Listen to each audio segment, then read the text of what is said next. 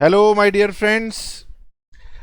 आज हम आपके साथ डिस्कस करेंगे कॉर्पोरेट अकाउंटिंग का एक बेहतरीन चैप्टर एमलगमेशन। बहुत ही बेहतरीन चैप्टर है और बहुत ही हाई लेवल का ये चैप्टर है।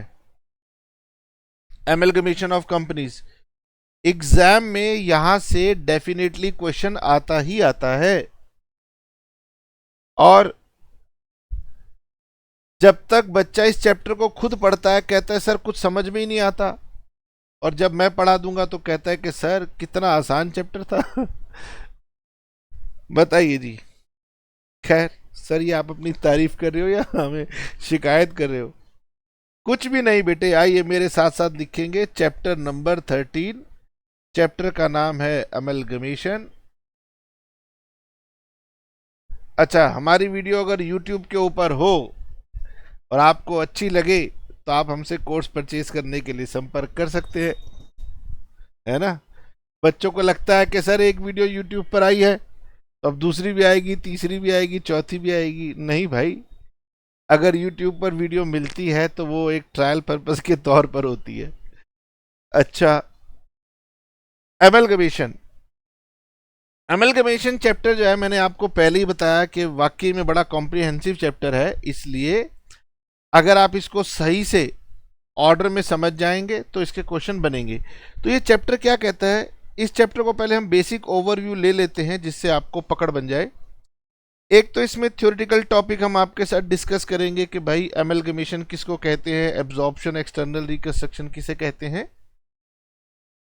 फिर एमलगमेशन जो होती है ये कितने तरीके की हो सकती है, अकाउंटिंग स्टैंडर्ड इसके ऊपर डिफाइंड है। अकाउंटिंग स्टैंडर्ड तब आता है जब वो लगता है कि भाई अलग अलग लोगों की प्रैक्टिसेस चल रही हैं, कन्फ्यूजन चल रही हैं, तो उसको दूर करता है। तो वो बताएगा कि हमारे पास दो तरह की एमलगमेशन होती हैं। मतलब यहां से थ्योरी का स्कोप बनता है। फिर उसके बाद हम आपके साथ डिस्कस करेंगे, एक तो टॉपिक आएगा परचेज कंसिडरेशन, एक आएगा वेंडर कंपनी और एक आएगा परचेजिंग कंपनी। धीरे धीरे आपको सारी की सारी बात हम बताएंगे। समय बचाने के लिए मैंने यहां पर कुछ बातें लिख ली। पहले अगर आप मेरी पुरानी वीडियोस देखोगे तो मैं डिक्टेट करवा दिया करता था। मैं कहता था बच्चों मैं भी लिख रहा हूं, आप भी साथ साथ लिखिए, वो ज्यादा बेहतर तरीका था। पर अब समय बदल गया है, अब समय किसी के पास है नहीं। मैं पेन पेपर पे लिखता हूं तो बच्चे कहते हैं कि सर ये तो बहुत पुराने ज़माने के टीचर हैं, इनसे क्या पढ़ना, नए ज़माने के टीचर बनो। तो हमने आपके लिए लिख के यहाँ पर डाल दिया। कुछ चीज़ें मैं बताता रहूँगा, इंपॉर्टेंट हैं थ्योरी के पॉइंट ऑफ व्यू से, उनको याद कर लेना। आइए जी। तो हम जो चैप्टर पढ़ने जा रहे हैं वो चैप्टर तो एक है, उसको हम बोलते हैं एमलगमेशन। लेकिन उसमें दरअसल तीन टर्म्स छुपी हुई हैं। वो तीन टर्म्स हैं amalgamation, absorption and external reconstruction.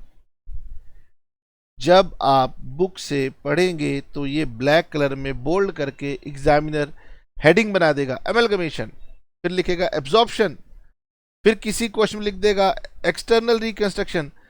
बच्चा बोलता है सर आपने तो ये वाला क्वेश्चन करवाया ही नहीं। तो मैं आपको बता देता हूं कि मैंने यहां पे लिख करके भी दे दिया। पहले ये पढ़वा देता हूं कि जो अकाउंटिंग स्टैंडर्ड 14 है वो ये कहता है कि गगन बच्चों को बता दो अकाउंटिंग ट्रीटमेंट सेम रहता है, चाहे आप नाम एमलगमेशन कहो, एब्जॉर्प्शन कहो, एक्सटर्नल रिकंस्ट्रक्शन कहो, कुछ भी टर्म का नाम आप ले लो, अकाउंटिंग ट्रीटमेंट सेम रहेगा। यानी अगर किसी क्वेश्चन के ऊपर आपको बुक में एक्सटर्नल रिकंस्ट्रक्शन लिखा हुआ मिल जाए और मैं बार बार चैप्टर में एमलगमेशन एमलगमेशन एमलगमेशन कहता रहूंगा तो आपको ये डर आ सकता है मन में कि सर हमने तो एक्सटर्नल रिकंस्ट्रक्शन पढ़ा ही नहीं। तो तीनों टर्म का एक ही मतलब है, एक ही ट्रीटमेंट है। रेदर कहूंगा कि मीनिंग थ्योरेटिकली अलग है, लेकिन ये तीनों टर्म हमारे इस amalgamation accounting point of view chapter से सिमिलर होती है, तो उससे कंफ्यूज मत होना। तो पहले मैं आपको बताता हूं हमारा एएस क्या कहता है। एएस कहता है गगन एमलगमेशन एक, समझ लो एक सिस्टम है, एक एक्टिविटी है जिससे एक कंपनी किसी दूसरी कंपनी के बिजनेस को एक्वायर करती है, खरीद लेती है। ठीक है, लेकिन ये खरीदने की जो अलग अलग वो बनती हैं सिचुएशंस, इसके 3 नाम दे रखे हैं उन्होंने, एमलगमेशन, एब्जॉर्प्शन और एक्सटर्नल रिकंस्ट्रक्शन, 3 नाम दे रखे हैं।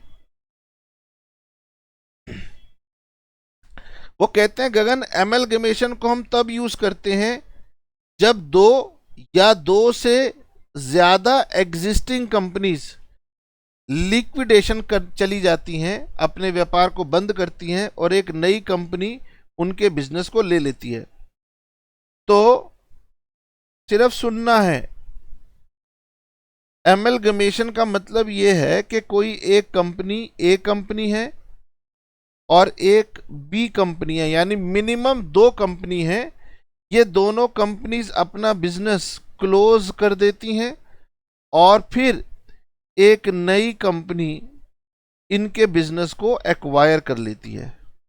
इसे हम बोलते हैं अमलगमेशन।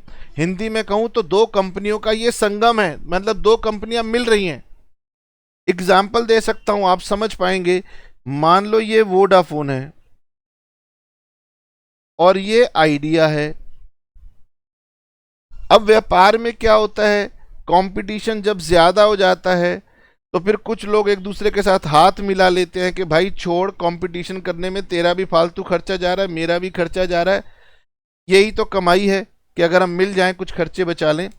तो वोडाफोन और आइडिया ने मिल करके क्या किया, एक वी कंपनी बना दी, वोडाफोन आइडिया वी। तो इसको क्या बोलेंगे, एमलगमेशन बोलेंगे। एमलगमेशन में क्या होता है, एक कंपनी से ज्यादा होनी चाहिए। एक से ज्यादा कंपनी अगर अपना बिजनेस बंद करके एक नई कंपनी बनाएगी तो उसे हम बोलते हैं एमलगमेशन। एग्जाम्पल वोडाफोन आइडिया है। अकाउंटिंग ट्रीटमेंट यही होता है, बस होता क्या है कि मुझे इसकी बुक्स क्लोज करने का काम करना पड़ेगा, इसकी बुक्स क्लोज करने का काम करना पड़ेगा और इसकी बुक्स को चालू करने का काम करना पड़ेगा, तो काम लंबा हो जाता है। तो एग्जाम में आपको एमलगमेशन का क्वेश्चन कम देखने को मिलेगा क्योंकि लेंदी हो जाता है। दूसरी होती है एब्जॉर्प्शन। अब एब्जॉर्प्शन में क्या होता है, पढ़िए जरा, एब्जॉर्प्शन में क्या होता है। एब्जॉर्प्शन का मतलब होता है when one or more existing companies go into liquidation, यानी पहला वाला पार्ट तो दोनों में सिमिलर है, and one existing company take over their business, ये वाले पार्ट में अंतर है। पहले जो खरीदने वाली कंपनी थी वो एक नई कंपनी थी, ऊपर वाली टर्म में जो खरीदने वाली कंपनी थी वो नई कंपनी थी, और एब्जॉर्प्शन में जो खरीदने वाली कंपनी है वो पुरानी कंपनी है। मान लीजिए, एक पुराना एग्जांपल देता हूं, मान लीजिए वोडाफोन कंपनी है और साथ में बाजार में पता नहीं कौन कौन सी कंपनीज थी, ऐसे ही नाम लिख रहा हूं, अगर नाम मिलता जुलता हो तो ये मत समझना कि मैं एक्चुअल एग्जांपल दे रहा हूं। मान लो एयरसेल है, मान लो डियर सेल है और मान लो फियर सेल है। मतलब क्या है कि बहुत सारी टेलीकम्युनिकेशन कंपनी खुली हुई थी, छोटे छोटे लेवल पर वो काम कर रही थी। और फिर बता रहा हूं, अगर किसी का नाम कॉमन आ जाए तो समझ लेना मैंने एग्जाम्पल लेने के लिए लिया है। यानी ये भी एग्जिस्टिंग कंपनी है, ये भी एग्जिस्टिंग है, ये भी एग्जिस्टिंग है और ये भी एग्जिस्टिंग कंपनी है। अब ये छोटी छोटी कंपनीज है लेकिन इसके पास कैपिटल बहुत ज्यादा है, इसके इन्वेस्टर ज्यादा बड़े हैं। इन्होंने कहा भाई ऐसा है, अपना बिजनेस हमें बेच दो। तो उस कंपनी ने सोचा यार कंपीट करने का कोई फायदा नहीं है, वो बड़ा है, तो इन्होंने अपना बिजनेस सेल कर दिया और इन्होंने इसका बिजनेस परचेज कर लिया। सिमिलरली डियर सेल ने भी अपना बिजनेस इसको सेल कर दिया, पियर सेल ने भी अपना बिजनेस सेल कर दिया। तो ऊपर और नीचे में क्या अंतर है, ये कंपनी क्लोज हो गई, ये कंपनी क्लोज हो गई, ये कंपनी क्लोज हो गई, और ये जो कंपनी है जिसने बिजनेस खरीदा है ये पहले से ही एग्जिस्ट करती है। ऊपर क्या फर्क था, जिस कंपनी ने खरीदा था वो नई कंपनी थी, अब कंपनी नई हो या कंपनी पुरानी हो, अकाउंटिंग कहती है मेरे लिए तो एंट्रियां वही हैं, इनकी भी क्लोज करने की एंट्रियों का प्रोसेस वही है अकाउंटिंग में जो इनका होता था। और जब ये बिजनेस खरीदा जाता है तो जो एंट्रीज डाली जाती हैं बुक्स में, वो इसको भी वही डालनी है और इसको भी वही डालनी होती हैं।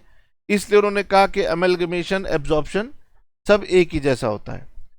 लेकिन हमें जब एग्जाम में क्वेश्चन आता है तो एग्जामिनर को पता है टाइम बाउंड क्वेश्चन पूछना है, तो वो क्या कहता है, वो किसी एक ही कंपनी को दूसरी कंपनी के साथ ट्रांसफर करवाता है, वो तीन तीन चार चार कंपनियों के एग्जाम्पल नहीं लेता। एमलगमेशन में तो होंगी दो कंपनियां, कम से कम होंगी, कम नहीं हो सकती। पर एब्जॉर्प्शन के अंदर हो सकता है कि ये एक कंपनी एक्स कंपनी है और एक वाई कंपनी है, दो ही कंपनियों का एग्जाम्पल लिया जाएगा और वो कहेगा कि वाई कंपनी ने अपना बिजनेस एक्स कंपनी को सेल कर दिया, तो मुझे इसकी क्लोज करने की एंट्री डालनी होगी और इसके यहां पर परचेज करने की एंट्री डालनी होगी। यही सबसे स्मॉलेस्ट फॉर्म ऑफ क्वेश्चन हमारे पास बनता है। ठीक है, फिर आ जाता है एक्सटर्नल रिकंस्ट्रक्शन। एक्सटर्नल रिकंस्ट्रक्शन, ठीक है। एक्सटर्नल रिकंस्ट्रक्शन कहता है कि गगन, जब एक एग्जिस्टिंग कंपनी अपना बिजनेस बंद करती है और एक नई कंपनी उसके बिजनेस को खरीद लेती है, तो इसे हम बोलते हैं एक्सटर्नल रिकंस्ट्रक्शन। यानी यहां पर एक्स कंपनी और वाई कंपनी, एक्स कंपनी एक एग्जिस्टिंग कंपनी थी, इन्होंने अपना बिजनेस कर दिया क्लोज। वाई एक नई कंपनी आ गई और इन्होंने इसका बिजनेस खरीद लिया, तो इसे हम क्या बोलेंगे, इसे हम बोलेंगे एक्सटर्नल रिकंस्ट्रक्शन। अब आपके मन में अभी क्या होता है, लर्निंग जो होती है वो धीरे धीरे होती है और बहुत छोटे समय में आपने तीन बड़ी बड़ी टर्म पढ़ ली, तो कंफ्यूजन आएगी, सर किसमें वो क्या कह रहा था, है ना। तो अब मैं यदि आराम से पढ़ाऊं तो 1 घंटे में आपको ये क्लैरिटी करवा दूंगा कि एमलगमेशन क्या है, एब्जॉर्प्शन क्या है, एक्सटर्नल रिकंस्ट्रक्शन क्या है। पर मैं आपको ये बता देता हूं, चैप्टर में प्रोसीड करने के लिए मेरे लिए ये मैटर नहीं कर रहा कि आपने इस टर्म को अच्छे से समझा कि नहीं समझा, क्योंकि प्रैक्टिकल पॉइंट ऑफ व्यू से इन तीनों में सभी के केस में अकाउंटिंग ट्रीटमेंट एक ही जैसा होने वाला है। ठीक है, आपके पास में ये डेफिनेशन है, इसको पढ़ लीजिएगा। फर्क ये है, कभी तो खरीदने वाली कंपनी नई कंपनी है और कभी खरीदने वाली कंपनी पुरानी कंपनी है। ठीक है, अगर खरीदने वाली कंपनी पुरानी कंपनी है तो उसका नाम है एब्जॉर्प्शन, क्योंकि एग्जिस्टिंग कंपनी ने खरीदा। दोबारा रिपीट कर रहा हूं, अगर खरीदने वाली कंपनी परचेजिंग कंपनी पहले से एग्जिस्ट कर रही है तो केस क्या है, एब्जॉर्प्शन का केस है। अगर खरीदने वाली कंपनी एक नई कंपनी बन रही है तो एमलगमेशन तब होगा जब दो कंपनियां कम से कम हो, एक्सटर्नल रिकंस्ट्रक्शन होगा जब एक कंपनी हो। ठीक है, बाकी एग्जामिनर को भी पता है कि इस चैप्टर में पूछने को बहुत कुछ है, इस टर्म के अंदर दिमाग नहीं लगाएगा। चलिए जी, अल्टीमेटली होगा क्या, कोई भी सिचुएशन बने, चाहे बने अमलगमेशन, चाहे बने एब्जॉर्प्शन और चाहे बने एक्सटर्नल रिकंस्ट्रक्शन, इन तीनों ही केस में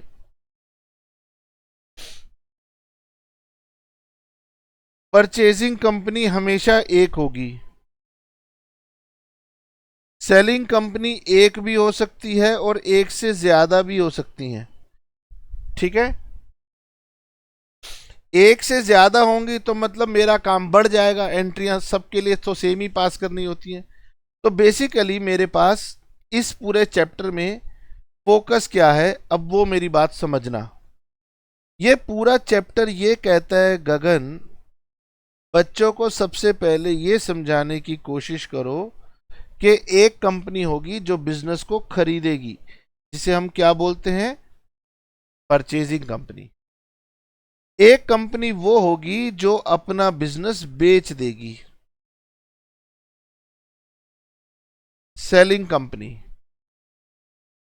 इसके अलग अलग नाम हो सकते हैं, वेंडर हो सकता है और ट्रांसफरर हो सकता है। परचेजिंग कंपनी का नाम ट्रांसफरी कंपनी भी लिखा हुआ हो सकता है। तो हमारे पास दो तरीके की कंपनीज होंगी, एक परचेजिंग होगी और एक सेलिंग होगी। और सेलिंग कंपनी क्या करेगी, तो ये सेलिंग कंपनी अपना बिजनेस परचेजिंग कंपनी को ट्रांसफर करेगी और परचेजिंग कंपनी बदले में वेंडर कंपनी को पेमेंट देगी, जिसे हम बुलाया करेंगे परचेज कंसीडरेशन।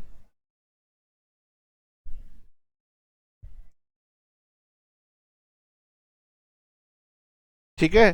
तो सबसे पहले चैप्टर में इन दोनों के बीच में जिस प्राइस पे डील होती है उसे हम बोलते हैं परचेज कंसीडरेशन।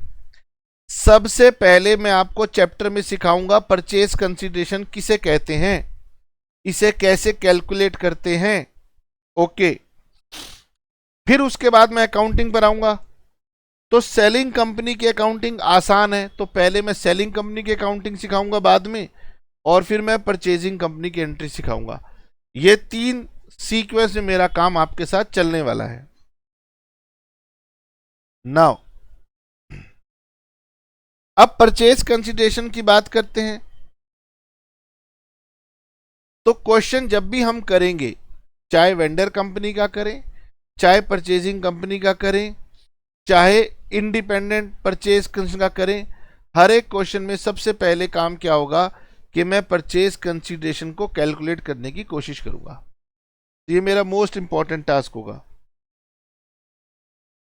परचेज कंसीडरेशन को कैलकुलेट करने के बेसिकली बुक्स 4 मेथड बताती हैं, लेकिन 3 मेथड होते हैं। तो सर बुक्स 4 क्यों बताती हैं? बुक्स कहती है गगन मेरी मर्जी। बुक्स को कहता लगता है कि बच्चा खरीदेगा, बच्चा देखता है कुछ भी नई आइटम मिल जाए खरीद लेता है। तो बुक्स वाले ना हर छोटी बड़ी आइटम को ढूंढ ढूंढ ढूंढ ढूंढ के किताब में लिखते हैं। और बच्चा जब तक सब्जेक्ट को जानता नहीं है, वो कोई भी नई हेडिंग देख ले वो इंप्रेस हो जाता है, कहता है यही बुक बढ़िया है। तो बुक वाले को बुक बेचनी है, मुझे आपको पढ़ाना है। तो 3 मेथड होते हैं। पहला मेथड होता है नेट पेमेंट मेथड। ये हमेशा हमारी फर्स्ट प्रेफरेंस का मेथड होता है। हम हमेशा यही कोशिश करेंगे कि हमारा ये वाला मेथड लग जाए, क्योंकि ये सबसे सरल मेथड है, सीधा मेथड है। अच्छा जी, अगर ये वाला मेथड नहीं लग पा रहा होगा, बता दूंगा कैसे पता चलेगा नहीं लग पा रहा, तो हम नेट एसेट्स मेथड को लगाने की कोशिश करते हैं। यानी ये हमारी सेकंड प्रेफरेंस होती है। और अगर ये नेट एसेट मेथड भी नहीं लग रहा होगा, तो हमारे पास एक और मेथड लगेगा, जिसे हम बोलेंगे शेयर एक्सचेंज मेथड। शेयर को एक्सचेंज करने के लिए हमें उनकी चाहिए होती हैं इंट्रिंसिक वैल्यूज। इसलिए कई जगहों पर आपको इस मेथड का नाम इंट्रिंसिक वैल्यू मेथड भी दिखाई देगा। हमारे पास में ये 3 मेथड होंगे और मैं ये 3 मेथड की चर्चा आपके साथ करने की कोशिश करूंगा। ठीक है सर, बुक में लिखा हुआ है कि अमेलगमेशन 2 तरीके की होती है, तो वो मैं आपको बाद में बता दूंगा, अभी नहीं बता रहा। ठीक है, उन दोनों का मैंने मीनिंग बताया, और थ्योरी को एग्जाम में आपसे अगर वो पूछ ले इन दोनों का डिफरेंस, तो मैंने एक टेबल बना दिया आपके लिए। ठीक है, लेकिन अभी मैं इसको चर्चा में नहीं ला रहा। चैप्टर का ओवरव्यू मैंने आपको बता दिया कि एक वेंडर कंपनी होती है, एक सेलिंग कंपनी होती है, मगर मैं सबसे पहले आपको परचेज कंसीडरेशन सिखाऊंगा और 3 हमारे पास मेथड होते हैं जो मैंने उसी ऑर्डर में लिख दिए, net payment method, net asset method और शेयर एक्सचेंज मेथड। ठीक है जी, आगे बढ़ते हैं। एक एक करके हम आपको समझाएंगे। पहले मैंने आपको क्या बताना है, परचेज कंसीडरेशन किसे कहते हैं। ठीक है, प्रैक्टिकली अगर परचेज कंसीडरेशन को ढूंढना पड़ जाए प्रैक्टिकल लाइफ में, अगर परचेज कंसीडरेशन को निकालना पड़ जाए, ढूंढना पड़ जाए, तो फिर मैं कहूंगा कि अगर आप ये कर सकते हैं तो आप करोड़ों रुपए की सैलरी के अधिकारी हैं। कंपनियों की कैपिटल छोटी मोटी 10-20-50 लाख, 1000, 100-200 करोड़ नहीं होती, मोटी मोटी करोड़ों में कैपिटल होती है, हजारों करोड़ों में कैपिटल होती है। ऐसी कंपनियों की सौदेबाजी करवाओगे, हर कंपनी का अपना दाम होता है, वो निकाल पाओगे तो आपकी रियल वर्ल्ड में सैलरी करोड़ों रुपयों की होगी। समझ रहे हो क्या लेवल होगा। लेकिन थ्योरी में शुक्र है भगवान का कि थ्योरी में जो एडिशनल इंफॉर्मेशन दी होती है उन्हीं में 2-3 इंफॉर्मेशन मेरी परचेज कंसीडरेशन मुझे बता रही होंगी। तो थ्योरी में इतना आसान होता है, क्वेश्चन बताता है, हमने केवल ढूंढनी होती है। और हम बच्चे कई बार ना नया नया पढ़ते हैं तो घबरा जाते हैं कि सर समझ में ही नहीं आ रहा परचेज कंसीडरेशन कैसे निकलेगा। देखिए जी, हमारा AS14 कहता है गगन दुविधा को दूर करो। ये वेंडर कंपनी है, जो कंपनी अपना बिजनेस सेल कर रही है। ठीक है, जिसे हम ट्रांसफरर कंपनी भी बुलाते हैं, ट्रांसफरर कंपनी। वो कहते हैं इस कंपनी के पास कुछ तो इस कंपनी के शेयर होल्डर्स हैं, जिसमें इक्विटी भी हैं और प्रेफरेंस भी हैं। 2 तरह के इसके शेयर होल्डर हो सकते हैं, तीसरी तरीके के नहीं होते। जो कंपनी बंद हो रही है उसके पास डिबेंचर होल्डर्स हो सकते हैं, उसके पास लेंडर्स हो सकते हैं, और फिर इस कंपनी के पास करंट लाइबिलिटीज हो सकती हैं, और फिर इस कंपनी के इवन डेटर्स वगैरह भी हो सकते हैं। मुद्दे की बात यह है कि जब भी कंपनी खरीदनी होती है तो बहुत सारे लोग बोलेंगे, मैं भी बोल रहा हूं, मैं भी बोल रहा हूं। हमने उनको बोलना है कि भाई देख ऐसा है, तू कुछ भी बोलता रहे, तेरी कोई वैल्यू नहीं है। करंट लाइबिलिटी वालों तुम्हारी भी कोई वैल्यू नहीं है। डिबेंचर होल्डर्स, लेंडर्स, बैंकर्स, जो मर्जी हो, तुम्हारी भी कोई वैल्यू नहीं है। वैल्यू है तो केवल और केवल शेयर होल्डर्स की है, क्योंकि कंपनी के असली मालिक यही होते हैं। जो भी व्यक्ति कंपनी को खरीदना चाहता है वो इन्हें जो भी पेमेंट देगा, यानी कि पेमेंट, परचेजिंग कंपनी जो पेमेंट देगी, मेरी बात को ध्यान से सुन लो, payment to equity share holders, payment to preference share holders, company इन्हें जो भी पेमेंट देगी इन एनी फॉर्म, किसी भी रूप में दे, वो कह सकती है इक्विटी शेयर होल्डर्स को कि तुम्हारे को मैं अपनी कंपनी के इक्विटी शेयर दे दूं, चलेगा? वो कह रहे चलेगा। परचेजिंग कंपनी वेंडर कंपनी के इक्विटी शेयर होल्डर्स को कह रही है मैं तुम्हें अपनी कंपनी के कैश दे दूं, चलेगा? चलेगा। अपनी कंपनी के डिवेंचर दे दूं, चलेगा?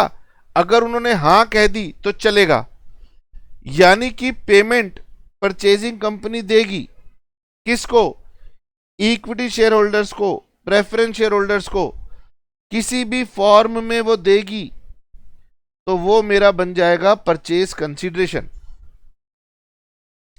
थोड़ी देर तसल्ली रखो, पहले बात को सुन लो फिर आगे चलूंगा।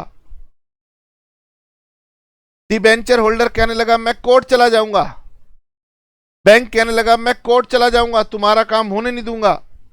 तो परचेजिंग कंपनी ने बोला भाई तेरे जैसे बहुत देखे, ले पैसे पकड़ो और जा। क्वेश्चन कह रहा है मैंने डिबेंचर होल्डर की भी पेमेंट कर दी। हर क्वेश्चन में डिबेंचर होल्डर की पेमेंट होनी ही होनी है। बताओ क्यों? क्योंकि पुरानी कंपनी तो बंद हो जाएगी, तो जिसने कंपनी को लोन दिया था उसके हाथ में जो किस कंपनी का कागज है वो तो बंद हो रहा है, तो वो तो शोर मचाएगा कि भाई मेरा ये कागज बेकार हो जाएगा, तुम्हारी कंपनी बंद हो गई, मेरे पैसे लाओ। तो भाई परचेजिंग कंपनी उनको पैसे देगी देगी, कहेगी भैया आजा मैं तेरे को अपने पास ले लेती हूं, तेरी पेमेंट मेरे से ले लेना, मान गया तो ठीक है, नहीं तो पेमेंट दे देगी। ओके, तो पेमेंट इनको भी मिली, इनको भी मिली, इनको भी मिली, लेकिन AS 14 कहता है गगन जो पेमेंट इनको मिली वो मेरे लिए परचेज कंसिडरेशन नहीं बनेगी। परचेज कंसिडरेशन का मतलब होगा पेमेंट जो कि ओनर्स को की गई। ओनर्स का मतलब होगा इक्विटी और प्रेफरेंस, यानी परचेजिंग कंपनी बहुत सारी पेमेंट करेगी, लेकिन मैं उनमें से ढूंढ ढूंढ के लाऊंगा कि कौन सी पेमेंट इक्विटी शेयर होल्डर्स को की गई, कौन सी पेमेंट प्रेफरेंस शेयर होल्डर्स को की गई। किसको की गई? इक्विटी को। हां, कैसे की वो मतलब नहीं है, जितनी भी की उनको जोड़ो और आपका परचेज कंसीडरेशन आ गया। क्वेश्चन कह रहा होगा मैंने तो डिबेंचर होल्डर्स को भी पेमेंट की, मैं कहूंगा उसको छोड़ दो। क्वेश्चन कह रहा होगा हमने लिक्विडेशन एक्सपेंसेस की भी पेमेंट की, AS 14 कहता है गगन उसको भी मत लेना, और कहेगा गगन जितनी बार मर्जी मेरे से पूछ ले, एक ही बात दोहराऊंगा, कंपनी वेंडर कंपनी के शेयर होल्डर्स को जो भी पेमेंट दी केवल उसी को जोड़ना है और वो बनेगा परचेज कंसीडरेशन। सर मैं कैसे आपकी बात मानूं? तो मेरी एक आदत है कि मैं आपको लिख के बता देता हूं। अगर ज्यादा आप में चुल मच रही हो तो AS 14 खोल लेना, AS 14 का ये पैराग्राफ खोल लेना, गूगल कर लेना। अगर ज्यादा चुल मच रही है तो वहां लिखा हुआ है कि AS 14 कह रहा है परचेज कंसीडरेशन से हमारा मतलब है एग्रीगेट, जोड़ लगाओ।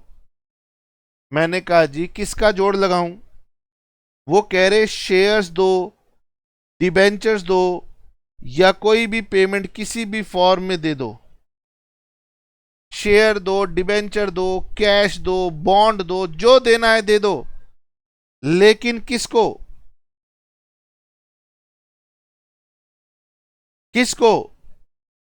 To the share holders. अब जब उन्होंने स्पेसिफिकली नहीं लिखा तो इसका मतलब इसमें दोनों हो गए, इक्विटी भी हो गई, प्रेफरेंस भी हो गई। तो चाहे शेयर दो, चाहे कोई और सिक्योरिटी दो, या payment in the form of cash दो, कैश का मतलब कोई भी बैंकिंग मोड हो, कुछ भी सब चलेगा, या कोई और एसेट भी देना हो वो भी दे दो। बाय ट्रांसफरी कंपनी मतलब जो परचेजिंग कंपनी ने दी किसको? Share holders of vendor company, केवल वही उन्हीं का जोड़ परचेज कंसीडरेशन बनेगा। तो एग्जामिनर आपको कंफ्यूज करने के लिए अदर पेमेंट भी लिखेगा। तो मैंने नीचे लिख दिया कि इंपॉर्टेंट पॉइंट यहां पर यह है कि amount paid to equity share holders and preference share holders केवल यही कंसीडर होगा for calculation of purchase consideration. आपको कंफ्यूज करने के लिए क्वेश्चन और भी पेमेंट बताएगा, लेकिन उन सब को आपने कंसीडर नहीं करना। परचेज कंसीडरेशन निकालने में आपने बाकी जो पेमेंट्स होंगी उन्हें इग्नोर करना है, जैसे कि amount paid to debenture holders. Debenture holders को अगर आप कोई भी पेमेंट दे रहे हो, क्रेडिटर्स को कोई पेमेंट दे रहे हो, किसी और लाइबिलिटी बैंकर को दे रहे हो, लिक्विडेशन एक्सपेंसेस के लिए पैसे दे रहे हो, ये सब चीजें आपकी परचेज कंसीडरेशन का पार्ट नहीं बनेगी। और इसी को हमने मेथड का नाम दे दिया नेट पेमेंट मेथड। तो नेट पेमेंट मेथड यही बात कहता है गगन टोटल कर लो, जो भी पेमेंट आपने दी है किसी भी फॉर्म में दी हैं, परचेजिंग कंपनी ने की हैं और किसको की हैं, to share holders of transferor company. और इसे हमने एक सुंदर सा इस तरीके से बॉक्स बना के दे दिया।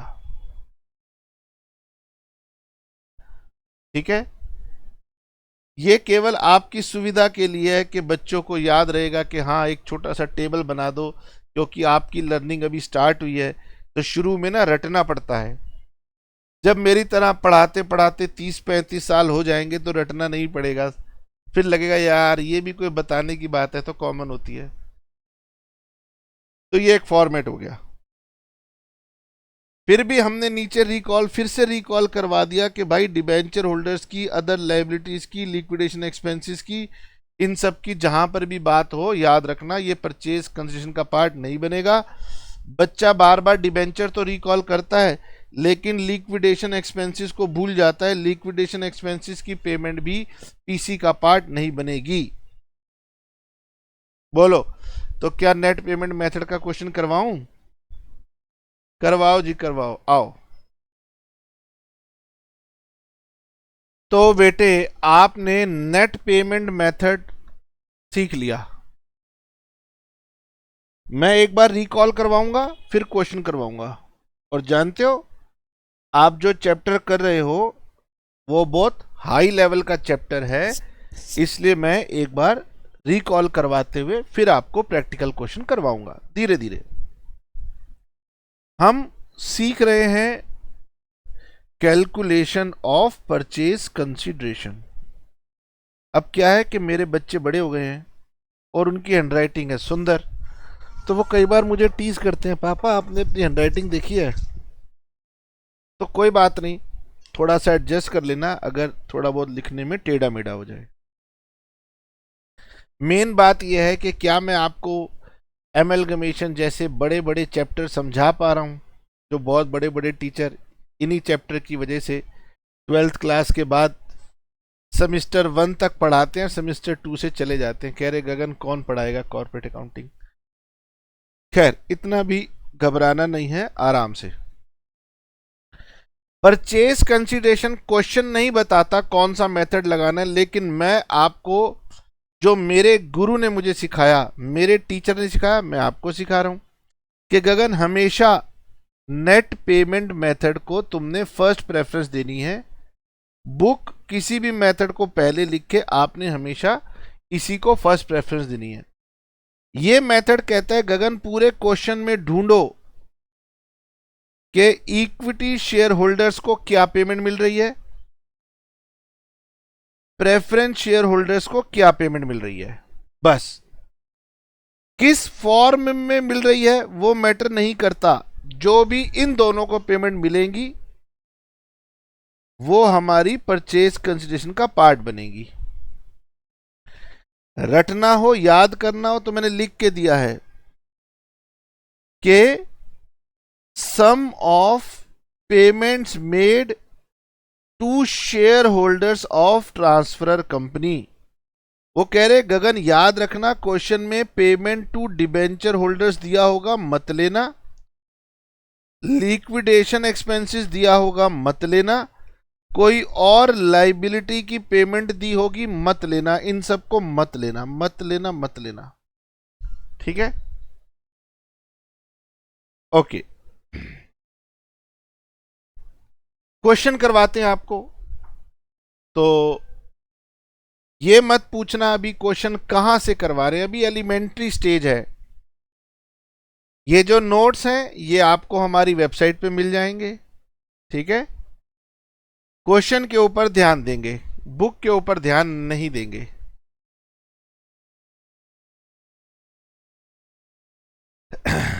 सर अगर बुक नहीं बताओगे तो हम कैसे करेंगे? अरे रुको ना यार, सब बताएंगे, इतनी क्या जल्दी है। क्वेश्चन पढ़ते हैं। क्वेश्चन कह रहे हैं A limited agreed to take over business of B limited, यानी ए लिमिटेड परचेजिंग कंपनी है, बी लिमिटेड वेंडर कंपनी है। परचेजिंग कंपनी का काम है पैसे देना, किसको? बी लिमिटेड के जो क्लेमेंट्स हैं उनको पैसे देना। ठीक है, फिर क्वेश्चन कह रहा है कंसिडरेशन फॉर दिस, मतलब ये जो टेक ओवर हो रहा है, इस टेक ओवर का नाम चाहे अमेलगमेशन की फॉर्म में हो, एब्जॉर्प्शन की फॉर्म में हो, एक्सटर्नल रिकंस्ट्रक्शन की फॉर्म में हो, डजेंट मैटर, मेरे लिए कोई फर्क नहीं है। इसलिए उसने क्या लिखा, वो कह रहे गगन इसका कंसिडरेशन कैसे दिया जाएगा? इसका कंसिडरेशन दिया जाएगा by taking over trade liabilities of 2 lakh. इसका मतलब जो ट्रेड पेबल्स हैं उन्हें हम 2 लाख रुपए देंगे। ठीक है, फिर payment of cost of liquidation 15,000। वो कह रहे गगन बी कंपनी को बंद करवाने में 15,000 रुपए का खर्चा आएगा, हम उसकी भी पेमेंट देंगे। क्वेश्चन पढ़ रहा हूं भाई, परचेजिंग कंपनी ने तो देने ही है पैसे, वो बताता जाएगा, बता रहा है। ओके, डिस्चार्ज ऑफ डिबेंचर्स, मतलब डिबेंचर्स की भी पेमेंट देंगे। Discharge of debentures of 5 lakh at a premium of 10%।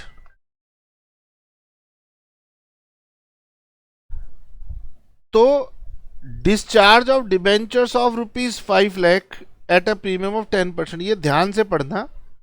वो कह रहे हैं कि गगन वेंडर कंपनी के डिबेंचर होल्डर्स वैसे तो 5 लाख रुपए के हैं, लेकिन हम इन्हें 10% प्रीमियम मतलब एक्स्ट्रा देंगे, यानी हम इन्हें 5,50,000 रुपीज की पेमेंट करेंगे।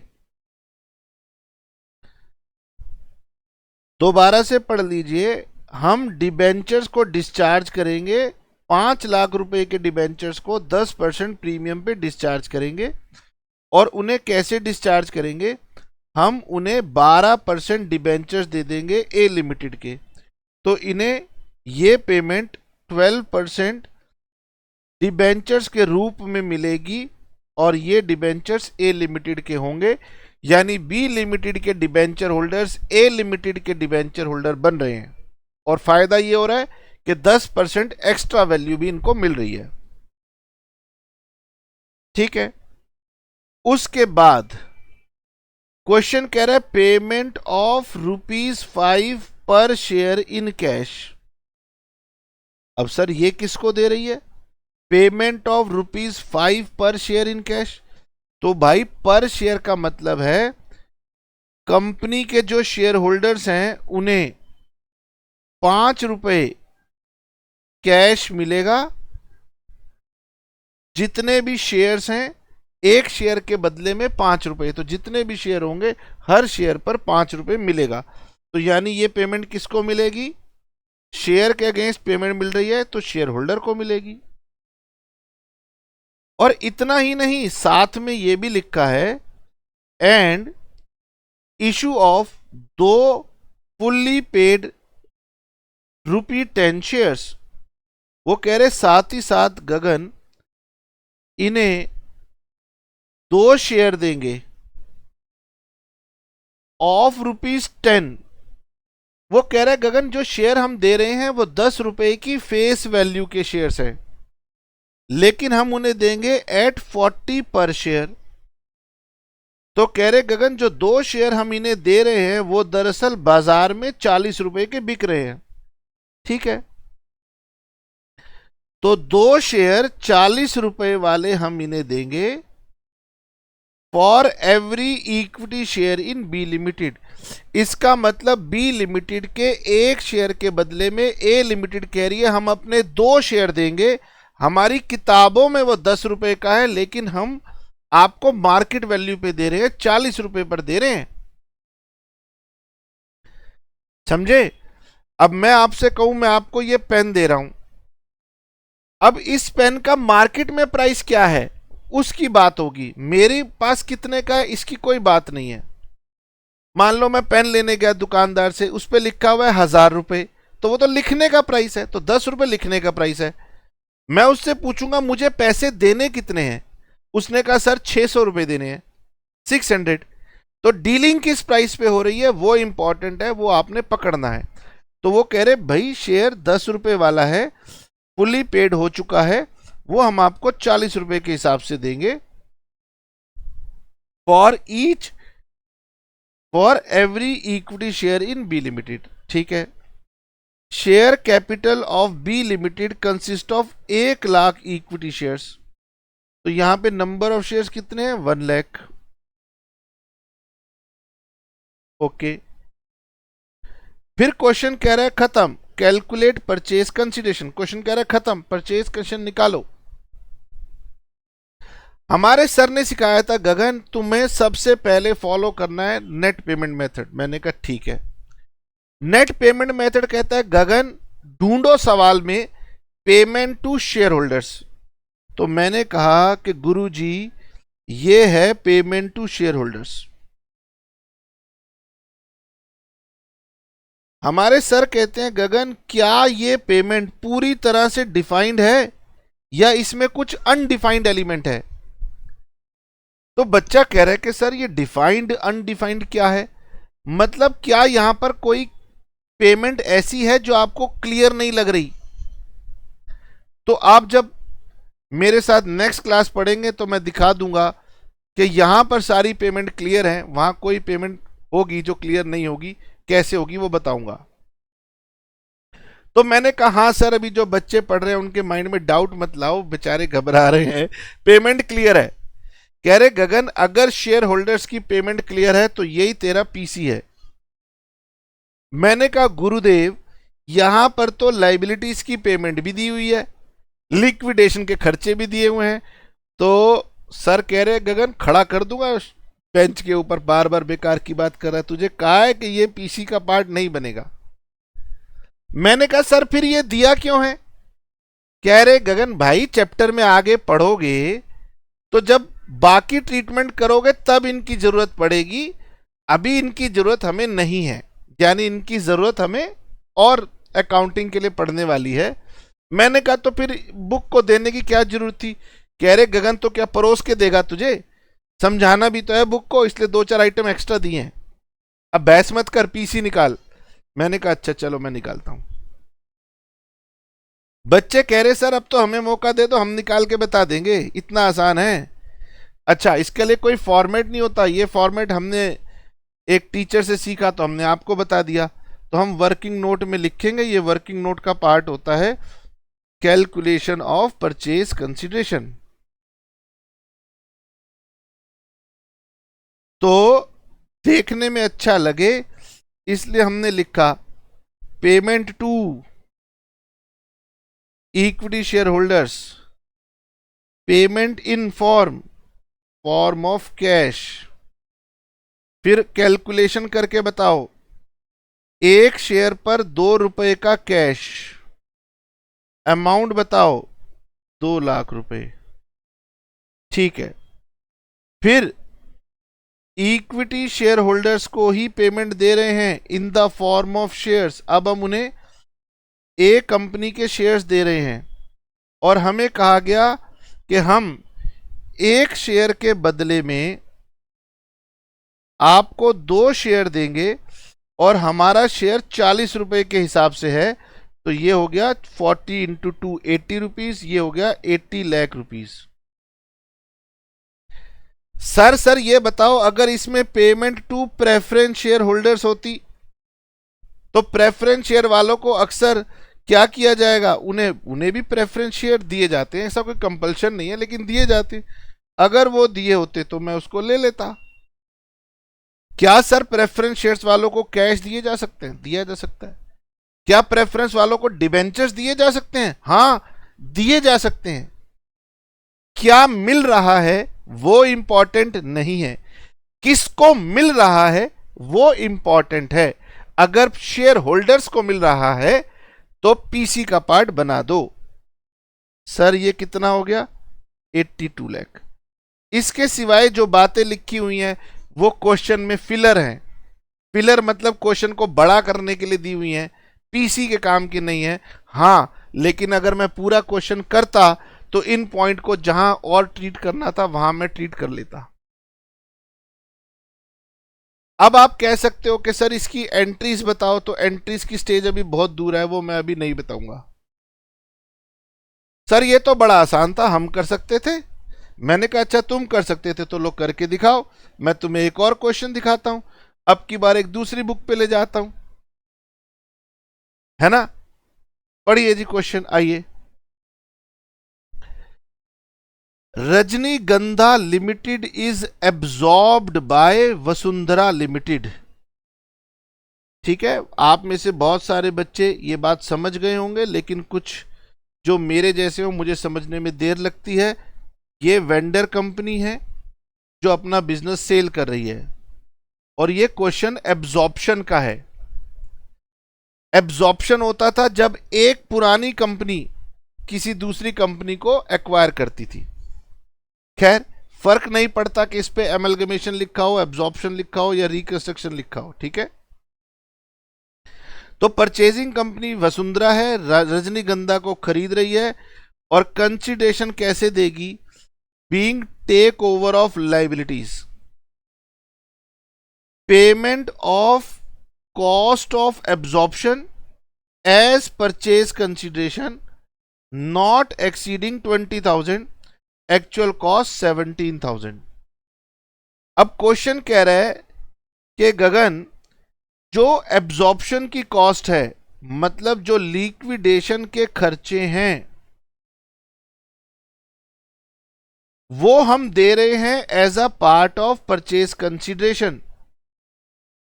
तो यहां पर ऑथर ने बहुत अच्छे से इस बात को लिखा कि गगन लिक्विडेशन एक्सपेंसेस हैं part of purchase consideration. Normally हम जब भी स्टूडेंट को पढ़ाते हैं तो यही बोलते हैं कि जो क्वेश्चन में लिखा है उसको फॉलो कर लेना। तो उनको लगेगा कि सर लिक्विडेशन एक्सपेंसेस को यहां पर तो परचेज कंसिडरेशन में लेना पड़ेगा आपको, लेकिन यहां पर मैं नहीं लूंगा। क्यों नहीं लूंगा? क्योंकि क्वेश्चन कुछ भी कह दे। AS 14 से मैं चल रहा हूं। AS 14 एक रिटर्न डॉक्यूमेंट है जो कि एक अथॉरिटी ने इशू किया है, और उस अथॉरिटी ने मुझे कहा था कि गगन लिक्विडेशन एक्सपेंसेस परचेज कंसिडरेशन का पार्ट नहीं होता। तो जब कोई अथॉरिटी डॉक्यूमेंट हमने फॉलो करना होता है तो हम उसको बदल नहीं सकते। क्वेश्चन जो कह रहा है वो आपको कंफ्यूज करने के लिए कह रहा है, ठीक है। इसका मतलब यह है कि जो अथॉरिटी है डॉक्यूमेंट की वो बड़ी है। क्वेश्चन अगर कह रहा है तो वो आपको कंफ्यूज करने के लिए कह रहा है। तो इसका मतलब ये हो गया कि अब हम जो सेकंड एग्जाम्पल करने वाले हैं वहां पर वसुंधरा रजनीगंधा को खरीद रही है और कह रही है कि हम तुम्हें खरीदने के लिए लिक्विडेशन एक्सपेंसेस तक भी देंगे, जो कि हम लिमिट फिक्स कर रहे हैं 20,000, जबकि एक्चुअल में खर्च आया 17,000। तो स्टूडेंट्स आपको कंफ्यूज होना ही नहीं है कि 17 लूं कि 20 लूं, मेरे ये काम का ही नहीं है। ओ सर ये तो हम भी जानते थे। The payment of debentures of 1 lakh at a premium of 10% in 9% debentures issued at par. बहुत घुमा फिरा के वो कह रहा है कि गगन हम डिबेंचर्स की पेमेंट कर रहे हैं, 1 लाख के डिबेंचर्स हैं, हम उन्हें 10% एक्स्ट्रा दे रहे हैं, और इसके लिए हम उन्हें 9% के डिबेंचर्स दे रहे हैं, और ये डिबेंचर्स हम उन्हें पार पे दे रहे हैं, ठीक है। तो ये सारी बातें अभी मेरे काम नहीं आने वाली, क्योंकि पीसी का ये पार्ट बनते नहीं है। आप फिर वही कहोगे कि सर क्वेश्चन में तो लिखा था कि कंसीडरेशन में हम ये चीजें दे रहे हैं, तो वो तो पिछले क्वेश्चन में भी लिखा था। जब डॉक्यूमेंट है, डॉक्यूमेंट ने गाइडलाइंस दी हुई है कि गगन नहीं लेते तो दोबारा मत पूछना। वो है ना, वो ऐड आती है ना, पीटता कहता दोबारा मत पूछना। फिर एंड पेमेंट ऑफ ₹16 पर शेयर इन कैश, यानी यहां पर कुछ ना कुछ शेयर होल्डर हैं जिन्हें हम कैश में ₹16 पर शेयर कैश में देंगे and allotment of 14% preference shares of 10 each. वो कह रहे गगन हम इन्हें प्रेफरेंस शेयर भी देंगे। कितने?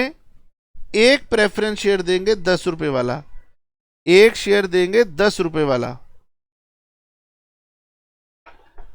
और सिर्फ इतना ही नहीं, इतना ही नहीं, हम इन्हें 6 इक्विटी शेयर भी देंगे ₹10 वाले। वो कह रहे गगन इन्हें 6 इक्विटी शेयर्स भी दो ₹10 वाले। फॉर एवरी 4 शेयर्स इन रजनीगंधा। अब पिछली बार लिखा था एक शेयर के बदले में इतने देंगे, अब उन्होंने थोड़ी सी बात बढ़ा दी। उन्होंने कहा गगन अब तो बच्चे थोड़े मैच्योर्ड हो गए हैं ना, तो वो कह रहे हैं हम आपको 6 शेयर देंगे, लेकिन एक शेयर के बदले में 6 नहीं देंगे, 4 शेयर के बदले में 6 शेयर देंगे। ओ, और वो कह रहे हैं हमारे पास जो नंबर ऑफ शेयर्स हैं वो कितने हैं? 2 लाख। यानी वो कह रहे हैं गगन हम आपको 4 शेयर के बदले में 6 शेयर देंगे, और अब की बार ₹10 का शेयर है, प्राइस में कोई बदलाव नहीं है, वो ₹10 पर ही देंगे। ठीक है जी। नंबर ऑफ शेयर्स थे 2 लाख, ये लीजिए। फिर मेरे सर पूछ रहे हैं कि गगन बता पीसी कैसे निकालोगे? पीसी के तो बहुत सारे मेथड होते हैं। मैंने कहा जी आपने बताया है, पहले चेक करो कि क्या शेयर होल्डर्स की पेमेंट क्लियर है। मैंने कहा हाँ जी, शेयर होल्डर्स की पेमेंट साफ साफ यहां पर दिखाई दे रही है, कोई कंफ्यूजन नहीं है। तो बोले गगन फिर यही तेरा पीसी है, तुझे किसी और मेथड के ऊपर जाने की कोई आवश्यकता ही नहीं है। बच्चों ने कहा सर अब आप निकाल के दिखाओगे और फिर कहोगे मैं कितना बढ़िया टीचर हूं, मैं ही निकाल देता हूं। मैं कहा अच्छा निकालो, यहीं पे कर दूं। Payment to equity share holders, payment in, sir in the form of cash भी है, in the form of preference share भी है, और in the form of equity share भी है। तो सर क्या ये बार बार लिखूं? कोई जरूरत नहीं है। और सर उसके बाद कैलकुलेशन करके दिखा दो। तो यहां पर ₹16 कैश मिल रही है 2 लाख शेयर्स के लिए, तो ये हो गया 32 लैक्स। एक प्रेफरेंस शेयर मिल रहा है ₹10 वाला हर एक शेयर के लिए, तो ये हो गया सर 20 लैक्स। उसके बाद सर 6 शेयर मिल रहे हैं लेकिन 4 शेयर के बदले में। ये बात एक नई है जो कि बच्चों को, कुछ जिनका मैथ्स मेरी तरह कमजोर नहीं है सर। अच्छा अब की बार शेयर ₹10 का ही दे रहे हैं। ओ, तो 2 लाख को 4 से डिवाइड करूंगा तो आएगा 50,000, 50,000 को 6 से मल्टीप्लाई करूंगा तो आएगा 3 लाख। तो ये आ जाएगा मेरे पास कितना? 30 लाख। और सर ये जो लिक्विडेशन एक्सपेंसेस हैं भूल जाओ, डिबेंचर्स की पेमेंट है फिलहाल भूल जाओ पीसी के लिए। तो सर ये कितना हो गया? 30 एंड 20, 50 एंड 32, मेरे हिसाब से हो गया 82 लाख। अब देख लेते हैं बुक हमारी बात को मानती है कि नहीं मानती है। बुक कह रही है नहीं जी तुमने गलत निकाला। हमने कहा जी क्या गलत निकाला? वो कह रहे कि गगन दोबारा से पढ़ो, तुम्हारे पढ़ने में गलती लगी है। मैंने कहा अच्छा जी दोबारा पढ़ लेता हूँ, क्या गलती कर दी मैंने पढ़ने में? वो कह रहे दोबारा से पढ़ो। मैंने कहा अच्छा।